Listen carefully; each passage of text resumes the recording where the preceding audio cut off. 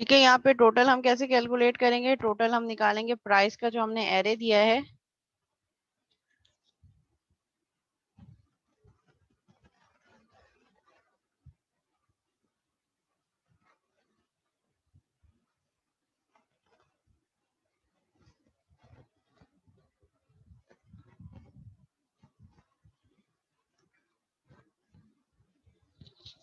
Price of zero, यानी कि जो प्रोडक्ट उसने ऐड किया है टीवी, जो कि हमारे पास एरे जीरो पोजीशन पे रखा है, उसकी प्राइस उठाए प्राइस ऑफ जीरो और क्वांटिटी से मल्टीप्लाई कर दे। ये वाली क्वांटिटी नहीं, जितनी क्वांटिटी उसको टीवी की चाहिए जो हमने उससे इनपुट ली है, क्वेन। ठीक है, total is equal to total plus price of zero. Price के एरे से का जीरो एलिमेंट उठाओ जो टीवी की प्राइस है, मल्टीप्लाई बाय क्वेन, जो उसने क्वांटिटी उसको रिक्वायर्ड है। और साथ साथ क्वांटिटी को भी अपडेट कर दो। क्वांटिटी के एरे में से जीरो में से क्या माइनस कर दो? क्वांटिटी, और जीरो माइनस क्वांटिटी।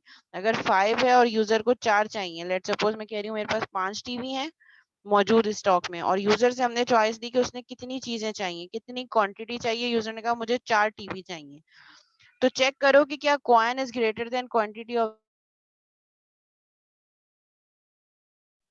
कौन क्या है जो यूजर को रिक्वायर्ड है, और क्वांटिटी जीरो जो हमारे पास अवेलेबल है। क्वांटिटी ऑफ जीरो यानी कि फर्स्ट एलिमेंट है टीवी, टीवी की क्वांटिटी 5 है। सो अगर 4 is greater then 5 which is not true, तो फिर क्या करो?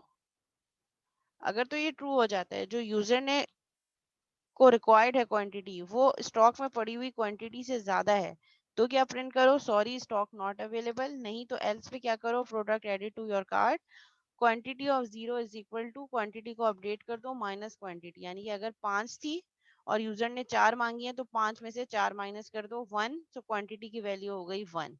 Total is equal to total plus, total में आपने क्या करना है? Price of zero, price of zero 4000, और जितनी क्वांटिटी उसको रिक्वायर्ड है उसमें ऐड कर दो। तो यहाँ पे हम टोटल को स्टार्ट में जीरो कर देते हैं। ठीक है, ताकि उसी में टोटल ऐड होता रहे। यही सेम काम हम क्या करेंगे? If choice is equal to 2, तो फिर वो सारा काम हम दूसरी प्रोडक्ट के लिए करेंगे।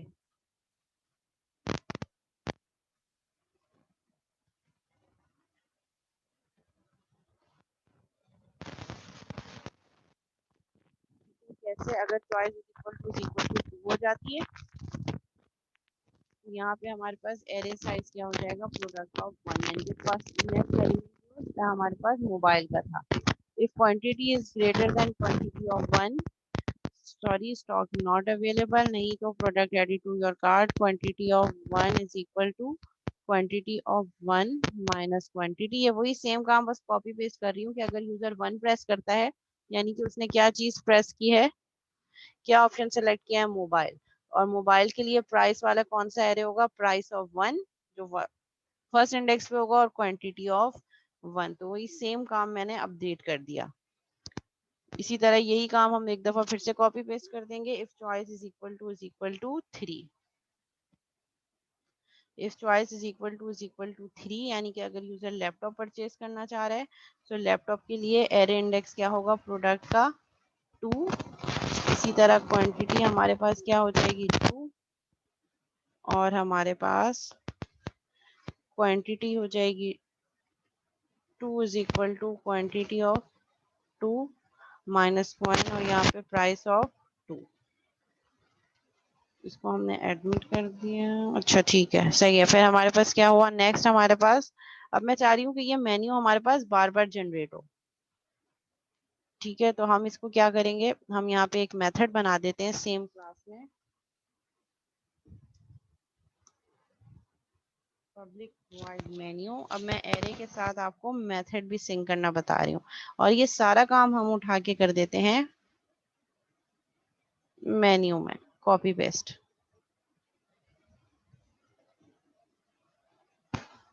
कंट्रोल एक्स, यहाँ से हटाया, और मेन्यू के मेथड में सारा काम हमने पेस्ट कर दिया। और मेन्यू को हम कॉल कब करेंगे? मेन्यू को हम कॉल करेंगे मेन से विथ लूप। ठीक है, इन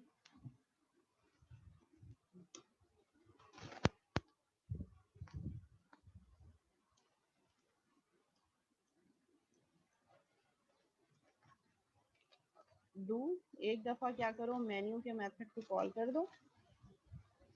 कॉल करने के बाद यहाँ आओ दोबारा और प्रिंट करो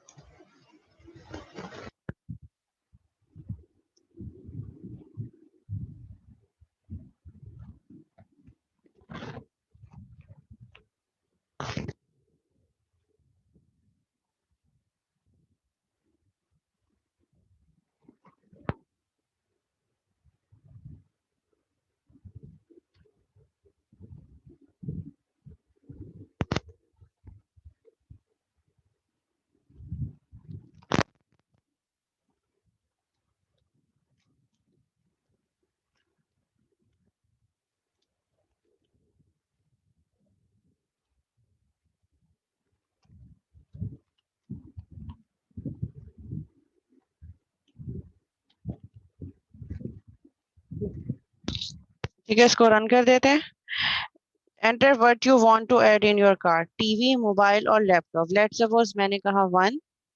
उसने पूछा how many TV you want to add, मैंने कहा कि 8। इतने हमारे प्रोडक्ट में मौजूद नहीं है, हमारे पास स्टॉक में 5 टीवी मौजूद है और मैं कितना कह रही हूँ, 8। Sorry, stock not available. फिर इसने पूछा do you want to continue, press yes, मैंने कहा yes. Enter what to add on in your card, मैंने कहा कि मैं टीवी ऐड करना चाह रही हूँ। How many TV you want to add, मैं कह रही हूँ 3। 5 स्टॉक में मौजूद है, मैंने 3 का है तो 3 अवेलेबल है। ठीक है, तो अब ये इसने मुझसे कहा product added to your cart. अच्छा, अब यहाँ पे product add to your cart के बाद इसने कुछ कैलकुलेशन की है, मैंने वो कैलकुलेशन प्रिंट नहीं करवाई, इसीलिए इसने मुझे कुछ इन्फॉर्मेशन नहीं दी। तो हम यहाँ पे ये काम करते हैं कि हम यहाँ पे साथ साथ जाके इस स्टेटमेंट को प्रिंट भी करवा देते हैं, टोटल को प्रिंट करवा देते हैं।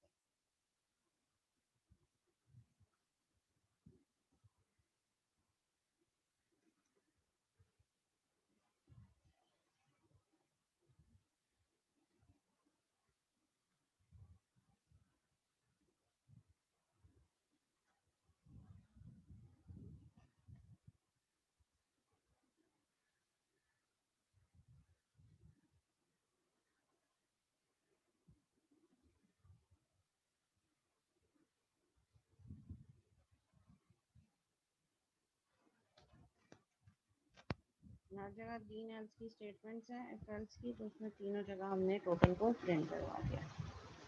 ठीक है, दोबारा रन करते हैं। How what would you add in your card, मैंने कहा लेट्स सपोज मोबाइल। मोबाइल की मैंने कहा मुझे 3 ऐड करने हैं stock. Product added to your card, 25 4000 is your bill, do you want to continue, press Y और नो, मैंने वाई कहा। ठीक है, वो मुझसे पूछ रहा है क्या ऐड करना है, मैंने कहा टीवी ऐड करना है। How many TV you want to add, मैंने कहा 3।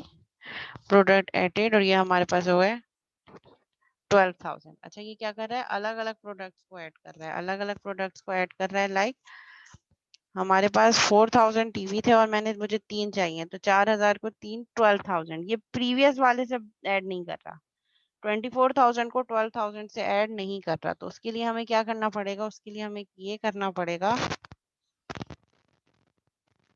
कि हम यहाँ पे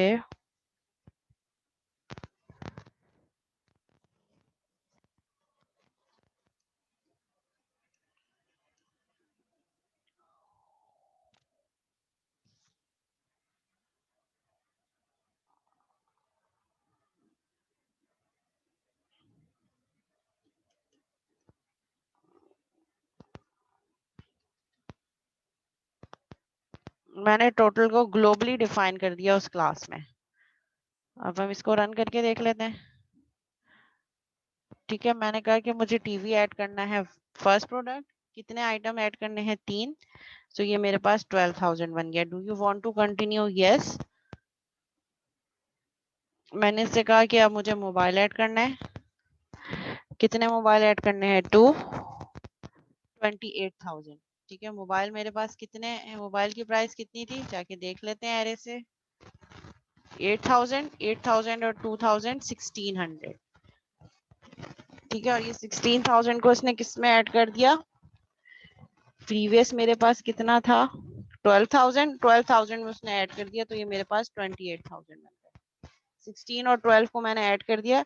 इसमें मैंने कुछ भी नहीं किया, क्योंकि टोटल हम मेथड्स यूज कर रहे हैं। मेन से निकल के चीज मेथड में चली गई, तो मैंने ग्लोबली जहां क्लास डिफाइन किए, क्लास के फौरन बाद मैंने टोटल की वैल्यू स्टैटिक कर दिया। अब स्टैटिक ये होगा कि थ्रू आउट जब तक मेरा प्रोग्राम रन होता रहेगा, ये अपनी लास्ट वैल्यू टोटल की स्टोर करेगा और नई आने वाली वैल्यू को प्रीवियस वैल्यू में ऐड करता रहेगा, जैसे मैंने यहाँ पे किया है। Total is equal to total plus price of 0 multiply by quantity. Calculate करेगा टोटल की वैल्यू, फिर वापस चला जाएगा मेन में। मेन में जाके यूजर से दोबारा पूछेगा do you want to continue. User press करेगा यस और नो। अगर यस प्रेस करेगा दोबारा मेथड में जाएगा।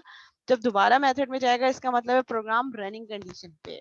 तो जब प्रोग्राम रनिंग कंडीशन पे है, तो वो टोटल की लास्ट प्रीवियस वैल्यू स्टोर करेगा। इसीलिए मैंने टोटल को ग्लोबली डिफाइन कर दिया। मैंने क्या किया है, तमाम मेथड से पहले ग्लोबली टोटल को डिफाइन कर दिया। और अगर आप इसको स्टैटिक नहीं कर रहे, तो आप ये कर सकते हो, public in total is equal to 0। और फिर इसको रन कर देते हैं। देखा, यहाँ पे इसने एरर दे दिया। नॉन स्टैटिक फील्ड और मेथड, आप विदाउट क्लास ऑब्जेक्ट नेम आपको यूज करना पड़ेगा, इसीलिए हम इसको क्या डिफाइन करेंगे? स्टैटिक। ग्लोबली अगर आपने कोई चीज डिफाइन करनी है, तो उसके लिए आप स्टैटिक यूज कर सकते हैं। ठीक है, जो प्रोडक्ट आपने ऐड करनी है, आप यहाँ पे ऐड करेंगे। जी उसामा।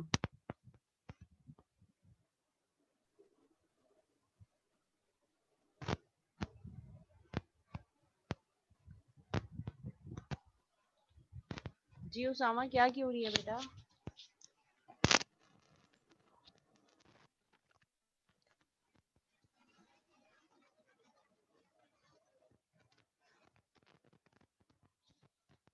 मर्जी है आपको। अगर लग रहा है कि स्विच केसेस ज्यादा बेटर है, तो आप स्विच पे काम कर लो।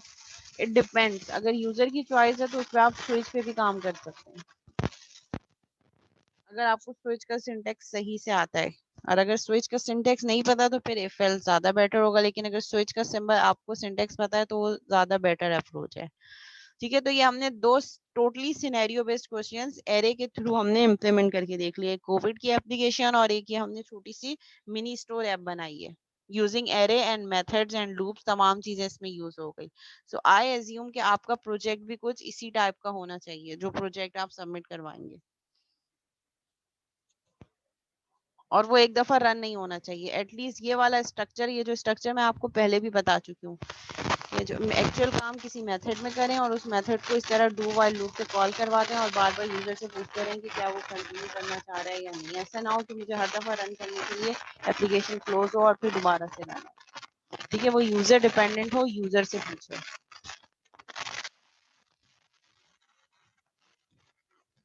ये हमारे पास ये एप्लीकेशन कंप्लीट हो गई। अब हम डिस्कस करेंगे 2D एरे। ठीक है, अभी हमने देखा, क्योंकि हमारे पास एरे 1D एरे 1 डायमेंशन, या तो हम हॉरिजॉन्टली काम कर रहे हैं या हम वर्टिकली काम कर रहे हैं। इस केस में हमारे पास ये एरे क्या है?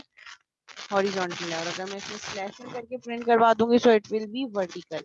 2D एरे क्या है? 2 डायमेंशन एरे, जिसमें हम एक साथ 2 डायमेंशन पे काम कर रहे होंगे। 2 dimension means raw and column. ठीक है, तो इसको उसमें हम कैसे काम करेंगे वो हम देख लेते हैं। जिस तरह 1D एरे में हम सबस्क्रिप्ट ऑपरेटर यूज करते हैं, इसी तरह 2D में भी वही ऑपरेटर यूज होगा, but with a comma separated.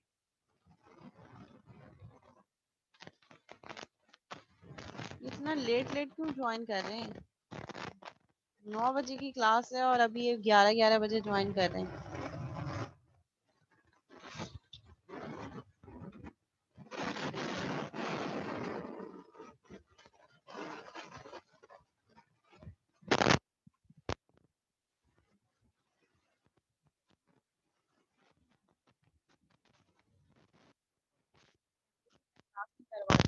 दफा अपने पास रन करके देख लिया करें, सिर्फ लास्ट में रियलाइज किया करें, लास्ट में जो चीजें समझाएंगे वो तो जब तक समझ नहीं आएंगी फिर आप उसको प्रैक्टिकल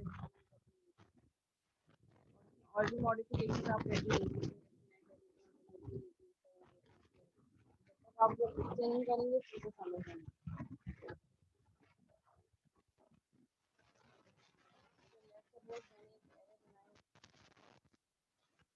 ठीक है, 2D एरे को आप हमेशा कॉमा सेपरेटेड से रिप्रेजेंट करें। ये 2 डायमेंशन, कॉमा से पहले वाली फर्स्ट डायमेंशन, कॉमा के बाद वाली 2 डायमेंशन।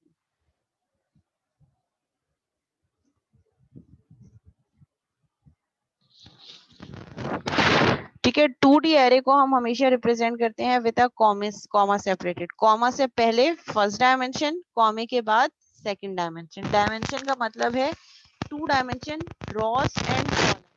रॉस और कॉलम में होते हैं, अगर मैं कह रही हूँ कि मेरे पास 3/4 का एरे है, 3/4 का मतलब ये नहीं है कि 3 या 4 डायमेंशन हैं, डायमेंशन 2 ही है। फर्स्ट डायमेंशन का साइज 3 है, इट मीन 3 रॉज होंगे, और सेकंड डायमेंशन का साइज 4 है, इट मीन 4 कॉलम्स होंगे। ठीक है, इसको हम डिक्लेयर करते हैं, let suppose int a1 is equal to new int, और इसमें हम ब्रैकेट में क्या चीज स्पेसिफाई करेंगे, 2,2, यानी कि ये 2/2 का मैंने एक एरे बनाया है। 2/2 means 2 rows and 2 columns. Similarly अगर मैं एक और एरे बनाती हूँ, 2D एरे ही है जिसको मैं a2 कह रही हूँ, is equal to new int, और इसका साइज मैंने क्या दे दिया, 2/3। सो ये भी 2D एरे ही है, बट ये जो फर्स्ट है इट मींस ये रो को रिप्रेजेंट कर रही है और कॉमे के बाद कॉलम को। इट मींस कि ये जो एक और 2D मैंने एरे बनाई है, इसमें 2 रॉज और 3 कॉलम्स होंगे। इसको भी आप वैसे डिक्लेयर कर सकते हैं, इसको आप कैसे करेंगे, 0 0 0 1 0 2 0 3, इस तरीके से। फर्स्ट वाला कॉमा से पहले वाला, जी हमेशा रॉ हमेशा पहले आएगी और कॉलम बाद में। अगर मैं 2/2 की बात कर रही हूँ, सो 2/2 में इंडेक्सिंग कैसे होगी, मेरे पास 0 रॉ 0 कॉलम 10 वैल्यू। इसी तरह A1 0 row 1 column is equal to 20। 2/2 है, 0 से स्टार्ट होगा तो 1 तक जाएगा। अब फिर हमारे पास क्या होगा, हमारे पास रॉ चेंज होगी।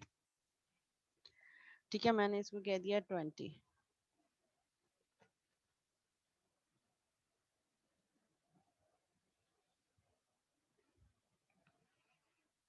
ठीक है, फिर हमारे पास नेक्स्ट अब क्या होगा, रॉ चेंज होगी। A1 first row 0 column is equal to 30।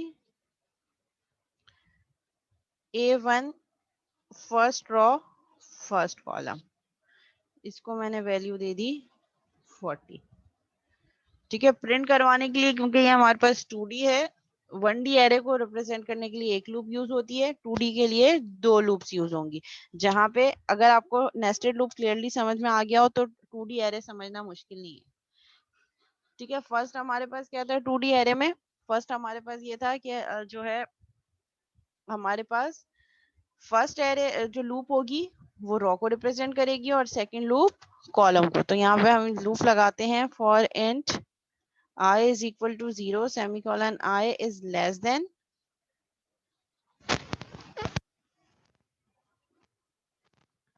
A1 dot get length। अब हम क्या यूज करेंगे, क्योंकि हम 2D एरे पे काम कर रहे हैं, तो 2D एरे पे हमारे पास लेंथ क्या होगी, गेट लेंथ। यानी कि A1 की जो रॉ है, रॉ की अलग लेंथ हो सकती है, जैसे हमने 2 और 3 करा, तो हम उसको ओवरऑल एरे की लेंथ नहीं निकालेंगे। ओवरऑल एरे की लेंथ क्या आएगी, 2/2 4, यानी कि इसमें 4 एलिमेंट स्टोर हो सकते हैं। और अगर मैं कह रही हूँ कि A1 dot get length, it means के रॉ की लेंथ लो, और अगर मैं कॉलम की कहूंगी इट मींस के कॉलम की लेंथ लो। इसलिए हमने गेट लेंथ का मेथड यूज किया है। गेट लेंथ का जो लेंथ देखी थी वो ओवरऑल एरे का साइज बता रही होती है कि उस एरे में कितने एलिमेंट्स स्टोर होंगे। और यहाँ पे हमारे पास लेंथ कितनी है एरे की, 4, यानी कि 4 एलिमेंट स्टोर होंगे। अब मुझे रो की अलग लेंथ चाहिए, कॉलम की अलग लेंथ चाहिए कि कितनी रोज हैं और कितने कॉलम्स हैं। तो उसके लिए गेट लेंथ का मेथड कॉल होगा और गेट लेंथ का मेथड क्या बताएगा, नंबर ऑफ रोज की लेंथ कितनी है और कॉलम की। तो इसीलिए हमने गेट लेंथ का बिल्ट इन मेथड क्रिएट किया है यहाँ पे। ठीक है, सो a1 dot get length i plus plus, और इसके अंदर हम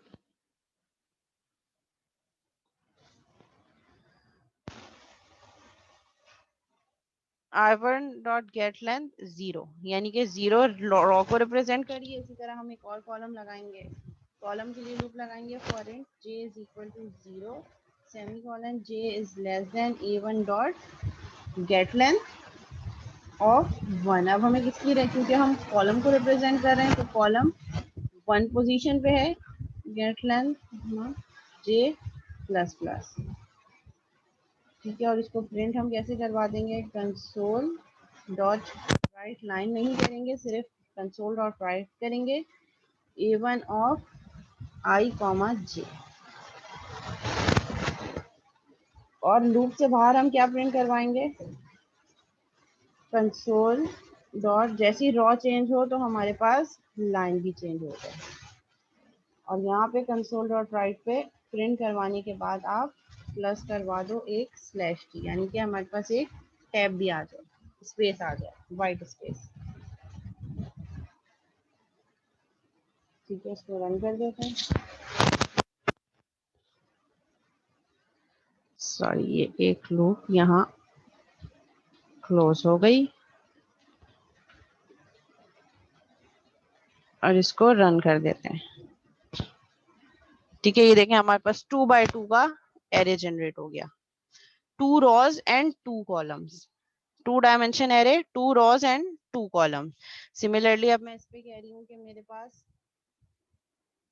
एक और एरे है, वो हम यूजर से इनपुट ले लेते हैं।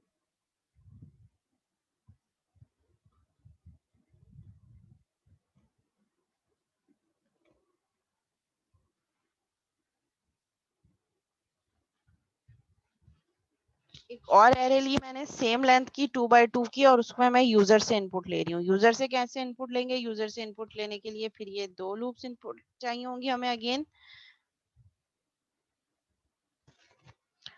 ठीक है, और इस पे हम क्या कर देंगे, a2 की बात हो रही है तो a2 आ जाएगा यहाँ पे,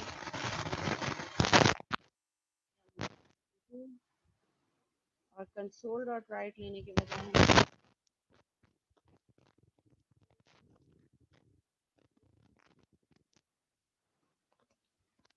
इंटीजर है, so convert dot to in dot.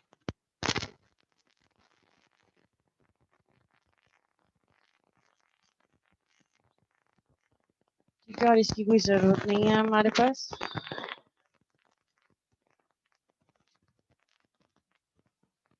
ठीक है, यूजर से इनपुट ले लेंगे और इनपुट लेने के बाद इसको प्रिंट करवा देंगे। ठीक है, तो प्रिंट करवाने के लिए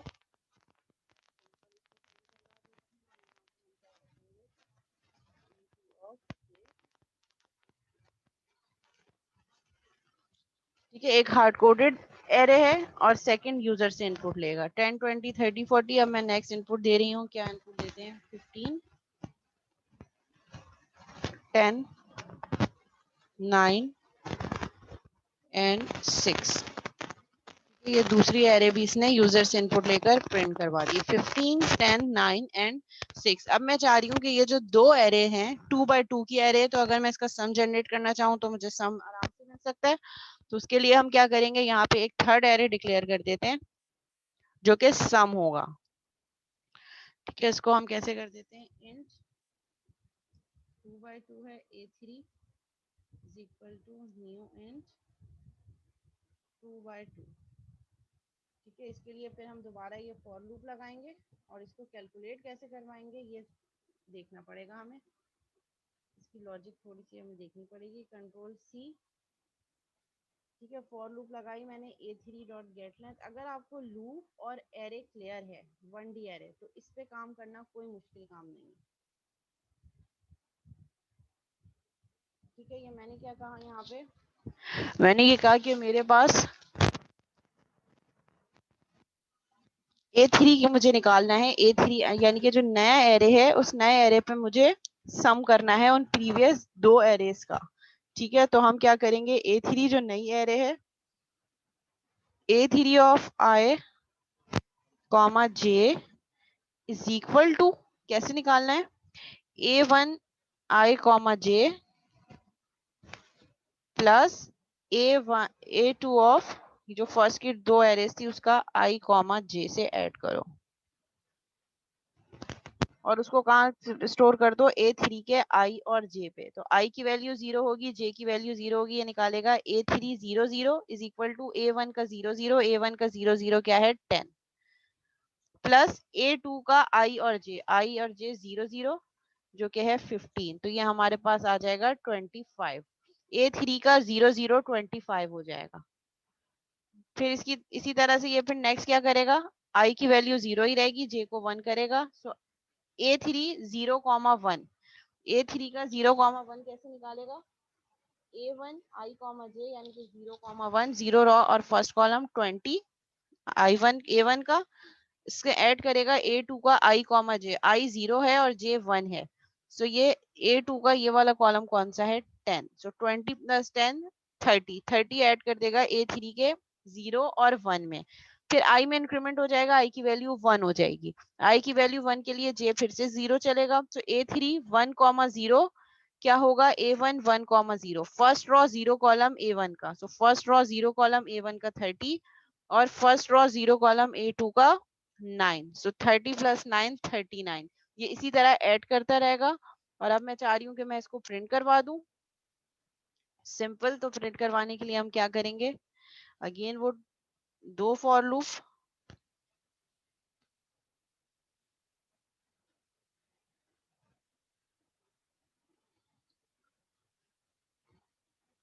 ठीक है, यहाँ पे हमें A3 प्रिंट करवाना है। वैसे अगर आप इससे भी जाने दे तो कोई फर्क नहीं पड़ेगा क्योंकि तमाम एरेज का जो साइज है वो बिल्कुल सेम है। ठीक है, A3 I J, इसको रन कर देते हैं। फर्स्ट एरे गिवन है, दूसरा एरे वो यूजर से इनपुट लेगा। ठीक है, यहाँ पे हम इनपुट दे देते हैं 15 10 9 ऐसी कुछ था आई गेस, 40 प्लस 8। देखिए इसने मुझे सम करके दे दिया, 10 plus 15 25, 20 plus 10 30, 30 plus 9 39 and 40 plus 8 48। तो इस तरीके से हमने दो एरेज का सम एक थर्ड एरे में स्टोर कर दिया। लेकिन जब आप सम मल्टीप्लिकेशन वगैरह परफॉर्म कर रहे हो तो जरूरी है कि तमाम के तमाम जो हमारे पास एरेज है उनका साइज सेम हो। अगर एक 2x2 का है तो दूसरा भी 2x2 का होगा और तीसरा भी 2x2 का ही होगा। जी क्लास यहाँ तक क्लियर है या कोई सवाल है तो पूछ सकते हैं आप लोग।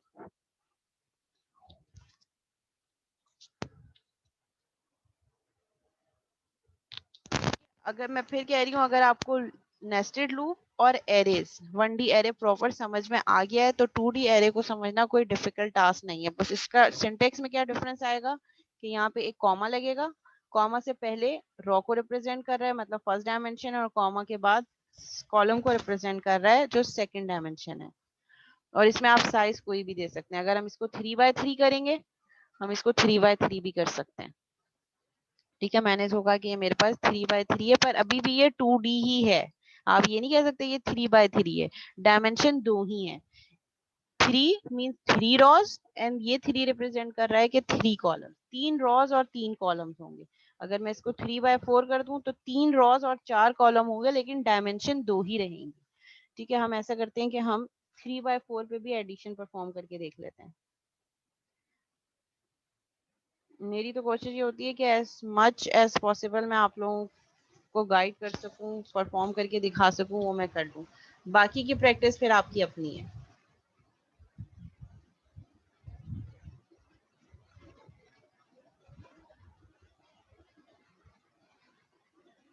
ठीक है, हमें बाकी के एरेज को भी क्या करना पड़ेगा, उसका साइज भी 3x4 ही करना पड़ेगा।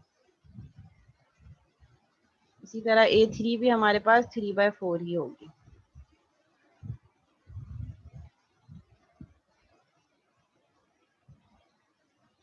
जो हमारे पास 3/4 हो गई, और मैं फर्स्ट एरे को भी यूजर से ही इनपुट लेना चाह रही हूँ। ठीक है, इसको हम कर देते हैं a1 dot get length, a1 dot get length और a1 ऑफ ij। ठीक है, ये यूजर से इनपुट ले लिया, फिर इसी तरह हम इसको प्रिंट भी करवा देंगे।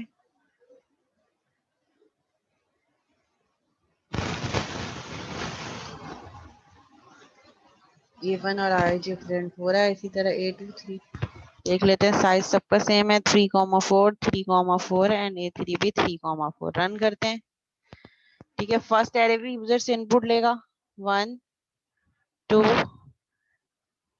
3 4 5 3,4 कितने एलिमेंट्स होंगे? 3 मल्टीप्लाई बाय 4 12। एक एरे में 12 एलिमेंट्स होंगे। 6 7 8 9, ये भी फर्स्ट एरे में इनपुट ले रहा है। 10 11 12। ठीक है, देखें इसने 3 रॉज और 4 कॉलम्स की बेसिस में मुझे रिजल्ट प्रिंट करवा दिया। 3 रॉज हैं और 4 कॉलम्स हैं। फिर अब ये दूसरा मैट्रिक्स इस एरे इनपुट ले रहा है, तो 2D एरे को हम मैट्रिसेस भी कह रहे होते हैं। अब मैंने नेक्स्ट इनपुट दिया, उसको हम क्या कर देते हैं, ऑड नंबर का दे देते हैं। 2 4 6 8 10 12 14 16 18 20 22 24। ये देखें, इसने मुझे सेकंड मैट्रिक्स दे दिया। 2 4 6 8 10 12 14 16 18 10 20 22 24। और उसके बाद जो ये वाला है, ये उन सबका सम है। जो फर्स्ट एरे और सेकंड एरे है उसका सम भी इसने मुझे दे दिया, जो कि अगेन 3/4 की वैल्यू में होगा।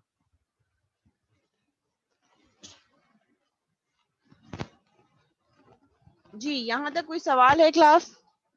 आज हमारा 1D एरे का टॉपिक कंप्लीट हो गया। अब हमारे पास एक लास्ट क्लास है। उस लास्ट क्लास में मैंने आपको करवाना है रिकर्जन, और मैंने आपको स्ट्रिंग्स और डेट टाइम करवाना है, जो कि छोटे छोटे टॉपिक्स हैं। 20 मिनट्स इनफ होंगे उनके लिए। रिकर्जन थोड़ी सी हमें देखनी पड़ेगी। एक टॉपिक जो फाइलिंग का है, उसका मैं रिकॉर्डेड लेक्चर्स के लिंक आपको शेयर कर दूंगी। वो लेक्चर्स देखकर आपने उसको अपने प्रोजेक्ट में कहीं ना कहीं ऐड करना है। फाइलिंग, कोई चीज आपकी फाइल में ऐड हो रही हो या फाइल से आपके प्रोजेक्ट में स्टोर हो रही हो। ठीक है, तो वो चीजें जो हैं वो मैं आपको रिकॉर्डेड लेक्चर कोशिश करूंगी कि आज ही आपके व्हाट्सएप ग्रुप में सेंड कर दूं। वो आप वहां से देखकर आप अपने प्रोजेक्ट में ऐड कर दीजिएगा, ताकि फ्राइडे सैटरडे और संडे जो हमारी इवैल्यूएशंस हैं, उसमें वो फाइलिंग कहीं ना कहीं आपके प्रोजेक्ट में ऐड हो रही हो। ठीक है, उसके अच्छे मार्क्स मिल जाएंगे आपको। जी, यहाँ तक कोई सवाल क्लास?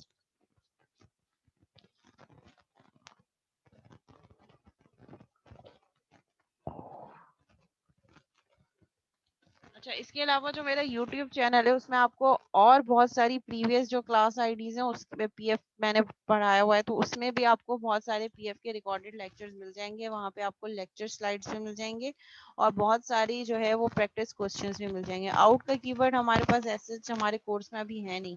कोर्स आउटलाइन देख लूंगी, वैसे अगर होगा तो करवा दूंगी। ऐसे वो भी इतना मुश्किल नहीं है, अब बहुत छोटे छोटे टॉपिक हमारे रह गए हैं।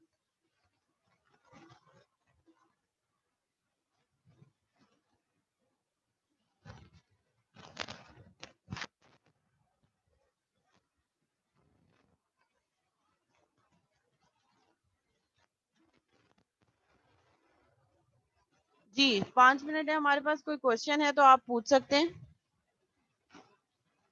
आज की क्लास से रिलेटेड या उसके अलावा कुछ और पूछना चाह रहे हैं तो।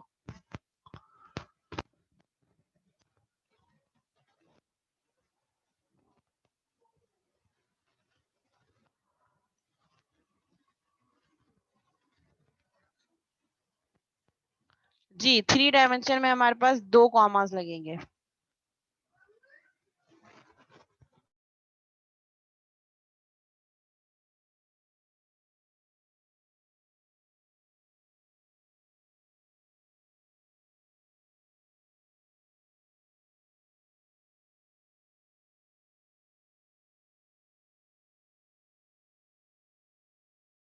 अच्छा, 3 डायमेंशन हमारे कोर्स के स्कोप में नहीं है। 3 डायमेंशन के लिए 3 लूप्स लगेंगे, जिस तरह ये है सेम यही होगा, 2 कॉमास लगेंगे और 3 लूप्स लगेंगे। ठीक है, अटेंडेंस जो है वो मैं लॉग से निकाल लूंगी। यहीं तक हमारी क्लास है, क्लास को एंड कर रहे हैं। इंशाल्लाह फिर नेक्स्ट क्लास जो फ्राइडे को उस पर कंटिन्यू करेंगे। ठीक है, टिल देन अल्लाह हाफिज, टेक केयर।